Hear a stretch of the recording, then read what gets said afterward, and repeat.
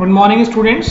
आज हम लोग जावा के एक important basic building block inheritance के ऊपर बात करेंगे। जैसे आपने पहले भी पढ़ा होगा कि जावा के हमारे पास मेनली 6 बेसिक बिल्डिंग ब्लॉक्स कहलाते हैं: class, object, encapsulation, inheritance, polymorphism और abstraction.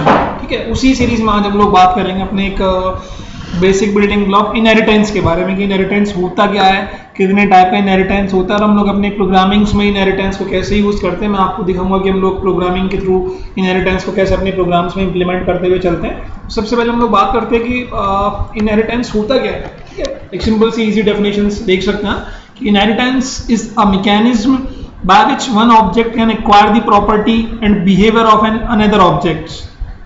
Yeah, and it is an important part of the object oriented programming system. Means अगर एक सिंपल वर्ड्स में बात करें, अगर रियल लाइफ एग्जांपल्स में बात करें, जैसे हम लोगों के पेरेंट्स हैं, हमारे मदर्स हैं, हमारे फादर्स हैं, तो हम लोग अपने पेरेंट्स की कोई ना कोई प्रॉपर्टी को, कोई ना कोई बिहेवियर को, किसी ना किसी चीज़ों को हमेशा एक्वायर करते हुए चलते हैं। Means that is parent child relationship. हमारे पेरेंट्स अपने किसी पेरेंट्स की प्रॉपर्टी को कोई ना कोई एक्वायर करते हुए चलते हैं। मीन्स हर चाइल्ड में अपने पेरेंट्स की कुछ ना कुछ कैरेक्टरिस्टिक्स होती हैं, कुछ ना कुछ विशेषताएं होती हैं हर बच्चे में अपने पेरेंट्स के। ऐसे हमारे पेरेंट्स हैं, उनमें अपने पेरेंट्स की कुछ ना कुछ चीज़ें हमारे पास होती हैं, कोई ना कोई चीज़ें।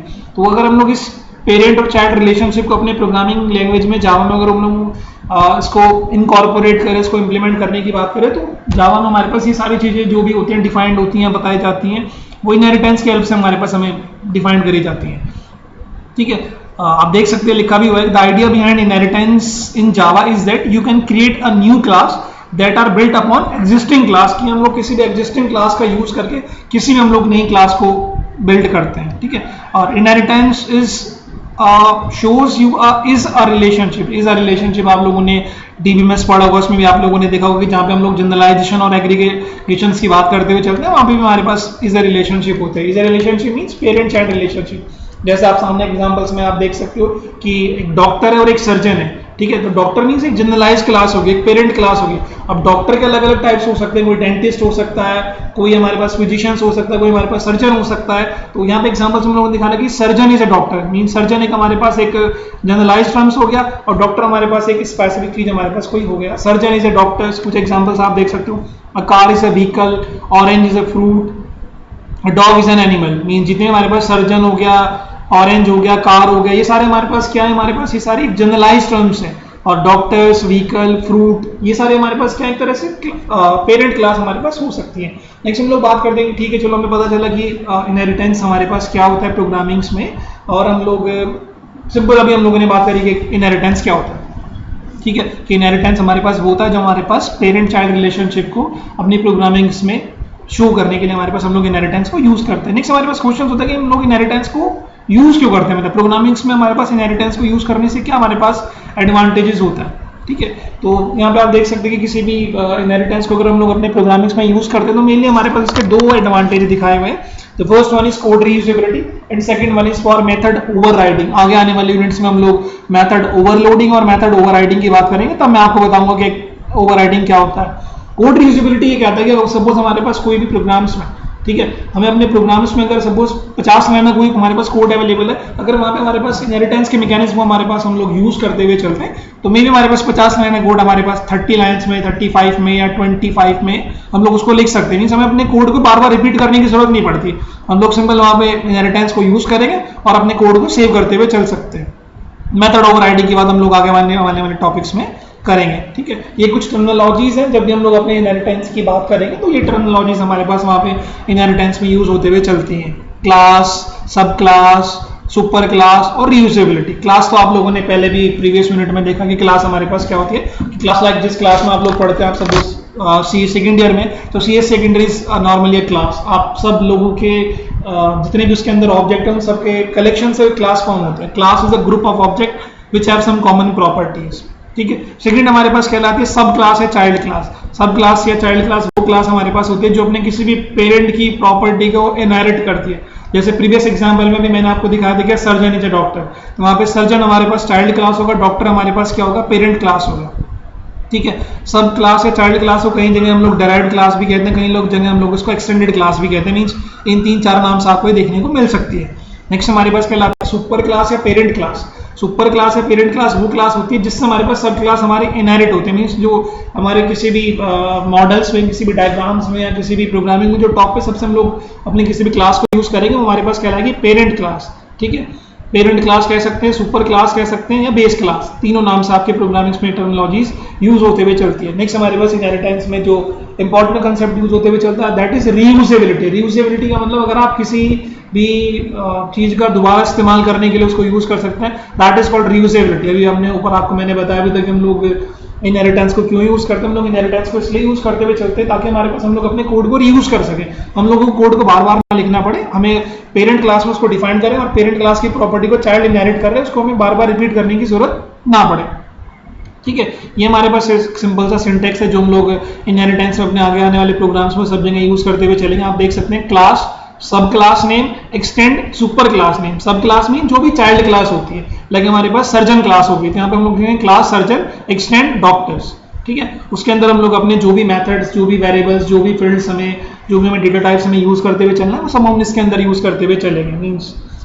मींस इनहेरिटेंस में हमारे पास जो कीवर्ड काम करते हुए चलता है that is extend. Extend keyword हमें ये बताता है कि जो भी हमारे पास अपनी नई क्लास हम लोग फॉर्म कर रहे हैं वो अपने पेरेंट क्लास की प्रॉपर्टी को इनहेरिट कर रहा है। Extend means we have to increase the functionality. ठीक है, आप देख सकते हैं जैसे यहाँ पे लिखा हुआ है क्लास सुपर, क्लास सब, एक्सटेंड सुपर। जो हमने पहले बात करी थी वो हमारे पास हो सकती है कि हम लोग एक्सटेंड्स क्लास का यूज इसलिए करते हैं ताकि जो बेस क्लास है, जो हमारे पास चाइल्ड क्लास है, वो अपने पेरेंट क्लास की प्रॉपर्टी को इनहेरिट करते हुए चलता है। A class which is inherited is called the parent class and the new class is called the child class. Next हमारे पास एक छोटा सा एग्जांपल्स आप देख सकते हो अपने इनहेरिटेंस के एग्जांपल में कि हमने क्या किया हुआ कि सबसे पहले हमने डिफाइन कर रखी है क्लास कीवर्ड हमारे पास है, एनिमल हम लोगों ने एक पेरेंट क्लास फॉर्म कर रखी है, उस पेरेंट क्लास के कुछ अपनी मेथड्स है, कौन कौन से, कोई ईट है, स्लीप है।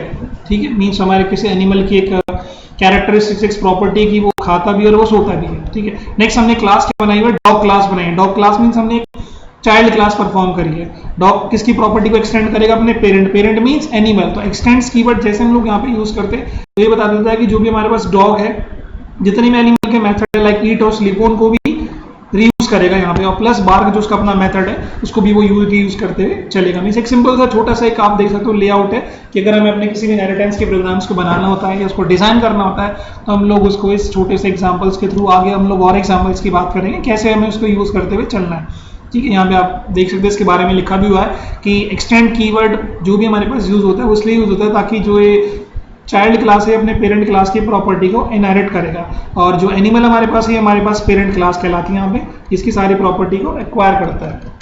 इस डायग्राम से आप देख सकते हैं कि ईट और स्लीप हमारे पास सुपर क्लास के मेथड्स हमारे पास अवेलेबल हैं, बार्क हमारे पास डॉग क्लास का एक मेथड अवेलेबल है, और जो डॉग हमारे पास यहाँ पे एक हमारे पास बेस क्लास है, चाइल्ड क्लास है, और एनिमल हमारे पास यहाँ पे एक पेरेंट या सुपर क्लास की तरह हमारे पास ऐसे यूज होते हुए चल सकता है। ठीक है, उसी तरह हम लोगों ने एक छोटा सा और एग्जांपल्स क्रिएट किया हुआ है ताकि आपको थोड़ा सा और चीज़ों के बारे में पता चले कि कैसे कैसे इनहेरिटेंस काम कर रहा है। क्योंकि अगर आप किसी भी प्रोग्रामिंग लैंग्वेजेस में किसी भी थियोरेटिकल कंसेप्ट को पढ़ते हैं, देखते हैं, तो जब तक आप उसके बारे में, उसके प्रोग्राम्स को रन नहीं करके देखेंगे, उसको कोड बना के नहीं देखेंगे तो आपको पता नहीं चलेगा कि एक्चुअली ये रन कैसे करेगा, इसमें कौन सी चीज़ हमारे पास क्या हो सकती है। आप कीवर्ड्स देख सकते हो, आप सिंटैक्स देख सकते हो, आप उनके रूल्स देख सकते हो, लेकिन कैसे उसका आउटपुट शो होगा, हमें आउटपुट स्क्रीन के ऊपर क्या दिखेगा, वो सारी चीज़ें आपको तभी पता चलेंगी जब आप अपने कोड को, अपने जावा के प्रोग्राम्स को उसके एडिटर्स के ऊपर, नेटबीन्स के ऊपर या अपने सिंपल नोटपैड के ऊपर, कमांड प्रॉम्प्ट के ऊपर उसको रन करके चेक करेंगे, तभी आपको पता चल सकता है कि कैसे हमारे पास प्रोग्राम्स रन करेंगे। ठीक है, आगे आने वाले मैं आपको दिखाऊंगा कि कैसे हमारे पास प्रोग्राम्स रन कर रहे हैं। मे बी आप लोग अब तक इतने फैमिलियर हो चुके हैं कि आप अपने प्रोग्राम्स को देख के चेक करके आराम से उसको रन कर सकते हैं। ठीक है, छोटा सा एग्जांपल्स आप देख सकते हो कि सबसे पहले हमने क्या किया हुआ है, एक लिखा हुआ है कि क्लास, अगेन अ कीवर्ड है, एम्प्लॉय मीन्स हमारे पास पेरेंट क्लास का नेम है, उस एम्प्लॉय के हमने एक मेथड लिया हुआ है सैलरी। सैलरी हमने सपोज फ्लोट टाइप में ले रखी है, सपोज हमने लिखी हुई है वहाँ पे उसकी सैलरी 40,000 है।